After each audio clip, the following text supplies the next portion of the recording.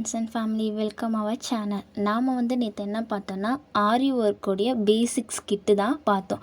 Beginners work பண்ணக்கூடிய basics கிட்டை நம்ம பார்த்துருந்தோம். இன்றைக்கி என்ன பண்ண போகிறோன்னா ஃப்ரேமில் எப்படி நம்ம பாப்லின் கிளாத்தை ஃபிக்ஸ் பண்ணுறது, அப்புறம் ஸ்டாண்டில் எப்படி நம்ம ஃபிக்ஸ் பண்ணுறது தான் பார்க்க போகிறோம். ஃபர்ஸ்ட் என்னென்னா, ஃப்ரேமில் நான் ஆல்ரெடி என்ன பண்ணிட்டேன்னா நாடாக ரோல் பண்ணிட்டேன். பட் உங்களுக்காக என்ன சொல்கிறேன்னா, நான் இப்போது இந்த எக்ஸஸாக இருக்க நாடாவை வச்சு நான் சொல்கிறேன். அதாவது ஃபர்ஸ்ட் அந்த நாடாவில் நம்ம க்ளூ அப்ளை பண்ணிக்கணும். அப்ளை பண்ணிவிட்டு அதை நம்ம என்ன பண்ணணும்னா ஸ்லாண்டிங்காக சுற்றணும். நம்ம ஸ்ட்ரெயிட்டாக சுற்றிடக்கூடாது. ஸ்லாண்டிங்காக சுற்றுனீங்கன்னா அது ரொம்பவே கம்ஃபர்டபுளாக இருக்கும். எதுக்காக இந்த நாடா ரோல் பண்ணுறாங்கன்னா, நம்ம கிளாத் பிடிச்சி நம்ம டைட் பண்ணுறோம் இல்லைங்களா, அப்போ என்ன ஆகாதுன்னா கிளாத்து கிழியாமல் இருக்கிறதுக்காக நம்ம இந்த நாடாவை ரோல் பண்ணுறோம்.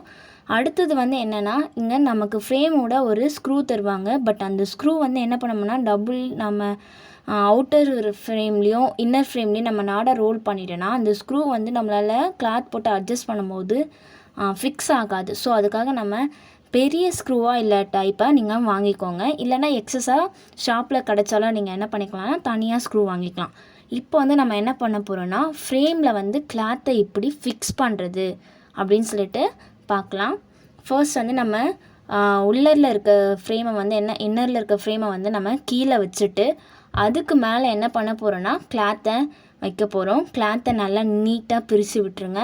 ஏன்னா சுருக்கம் இல்லாத அளவுக்கு நீட்டாக பிரிச்சுட்டிங்கன்னா அதுக்கு மேலே நம்ம என்ன பண்ணிக்க போகிறோன்னா அடுத்தது வெளியே இருக்க அவுட்டரில் இருக்க ஃப்ரேம் எடுத்து நம்ம அதுக்கு மேலே வச்சு ஃபிக்ஸ் பண்ணுற மாதிரி இருக்கும்.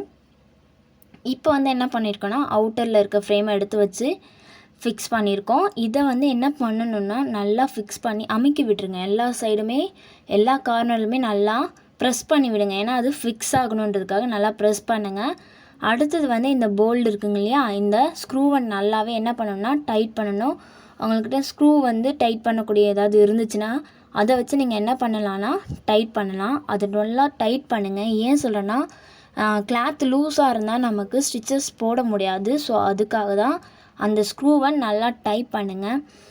அது நல்லாவே டைட் ஆகணும். அந்த ஸ்க்ரூ என்ன ஆகணும்னா நல்லாவே டைட் ஆகணும். ரெண்டு ஃப்ரேமும் நல்லாவே ஃபிக்ஸ் ஆகணும். அந்த கிளாத்தோடைய நல்லாவே ஃபிக்ஸ் ஆகணும். நம்ம உள்ளங்கை இருக்குங்க இல்லையா, அந்த உள்ளங்கை இப்படி பிடிச்சிட்டு நம்ம மடக்கிட்டு என்ன பண்ணணும்னா இன்னொரு கையால் நம்ம என்ன பண்ணணும்னா அந்த கிளாத்தை வெளியே நல்லா இழுக்கணும்.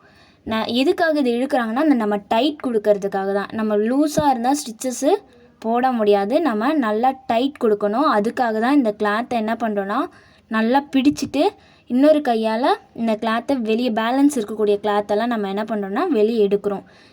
எக்ஸஸாக இருக்க கிளாத் என்ன ஆகிடும்னா நம்ம டைட் பண்ண வெளியே வந்துடும். நமக்கு உள்ளார டைட் கொடுக்கும். அந்த இது ஸ்டிச்சஸ் போடுறதுக்கு நல்லாவே டைட் கொடுக்கும். திரும்ப என்ன பண்ணுறீங்கன்னா ஸ்க்ரூவை நீங்கள் ஒரு வாட்டி இழுத்துட்டிங்களா, திரும்ப அகைன் என்ன பண்ணுறீங்கன்னா அந்த ஸ்க்ரூவை நல்லாவே டைட் பண்ணுங்கள். ஏன்னா அது கிளாத்து நமக்கு இழுக்க டைட் ஆகணும் இல்லையா, அதுக்காக நம்ம என்ன பண்ணணும்னா ஸ்க்ரூவை நல்லாவே டைட் பண்ணணும். நீங்கள் அதை என்ன பண்ணுறீங்கன்னா நல்லாவே டைட் பண்ணிக்கோங்க. அகைன் அதை நல்லா டைட் பண்ணிவிட்டு திரும்பவும் நம்ம அந்த கிளாத் இழுத்தோம் இல்லைங்களா, அதே மாதிரியே ப்ரொசீஜரில் என்ன பண்ணுங்கள் கிளாத்தை திரும்பவும் வெளியே இழுக்க ஆரம்பிங்க. எக்ஸஸாக இருக்க கிளாத்தெல்லாம் வெளியே வந்துடுச்சுன்னா நமக்கு மெயின் ஃபேப்ரிக் என்ன ஆகிடும்னா டைட் கொடுக்க ஆரம்பிச்சிடும்.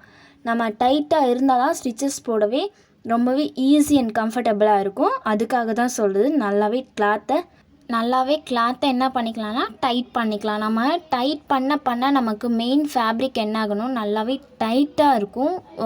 நமக்கு ஸ்டிச்சஸ் போட ரொம்பவே ஈஸியாக இருக்கும். அதுக்காக தான் சொல்கிறது நான் திரும்ப அது டைட் ஆகிடுச்சின்னு எப்படி நம்ம கண்டுபிடிக்கிறதுனா அதை தட்டி பாருங்கள். உங்களுக்கு அது நல்லாவே ஸ்ட்ராங்காக இருக்க மாதிரி இருக்கும். ஒரு மாதிரி சவுண்ட் கேட்கும். அந்த சவுண்ட்லேயே உங்களுக்கு நல்லாவே தெரியும். லூஸாக இருந்துச்சுன்னா கிளாத் நம்ம ப்ரெஸ் பண்ணுறப்ப என்ன ஆகுனா உள்ளார வாங்கும். ஸோ அதுக்காக தான் நம்ம அதை தட்டி பார்த்தோன்னா நல்லா டைட்டாக இருக்கா ஃபிக்ஸாக இருக்கான்னு சொல்லிட்டு நமக்கு ஈஸியாகவே தெரிஞ்சிடும். அடுத்தது நம்ம என்ன பண்ண போகிறோன்னா ஸ்டாண்டில் இந்த ஃப்ரேமை எப்படி ஃபிக்ஸ் பண்ணுறது அப்படின்னு சொல்லிட்டு பார்க்க போகிறோம். உங்களுடைய ஸ்டாண்டை எடுத்து வச்சுக்கோங்க. என்னோடது ஸ்க்ரூ டைப் தான். நான் எப்போ வேணுனாலும் கம்ஃபர்டபுளுக்கு ஏற்ற மாதிரி கழட்டிக்கலாம். ரிமூவ் பண்ணிவிட்டு நம்ம திரும்ப ஃபிக்ஸ் பண்ணிக்கலாம். பெர்மனெண்ட் ஸ்டாண்டுமே இருக்குது, நீங்கள் அதையுமே வாங்கிக்கலாம். இதில் எப்படி நம்ம செட் பண்ணுறது அப்படின்னு பார்த்தீங்கன்னா, இங்கே உள்வாட்டமாக நம்ம திருப்பினா ஃப்ரேமுக்கு அந்த ரவுண்டு இருக்குங்க இல்லையா, அந்த இடத்துல என்ன ஆகணும்னா இந்த ஸ்டாண்டு ஃபிக்ஸ் ஆகணும். இந்த ஸ்டாண்டு என்ன ஆகணும்னா ஃபிக்ஸ் ஆகணும். அப்போ தான் வந்து என்ன ஆகுனா கரெக்டாக ஃப்ரேம் வந்து ஸ்டாண்டில் ஃபிக்ஸ் ஆகிருக்கு அப்படின்னு சொல்லிட்டு அர்த்தம். நீங்கள் நல்லா என்ன பண்ணுறீங்கன்னா நாலா பக்கமும் என்ன பண்ணுறீங்கன்னா அதை நல்லா அழுத்தி விட்டுருங்க.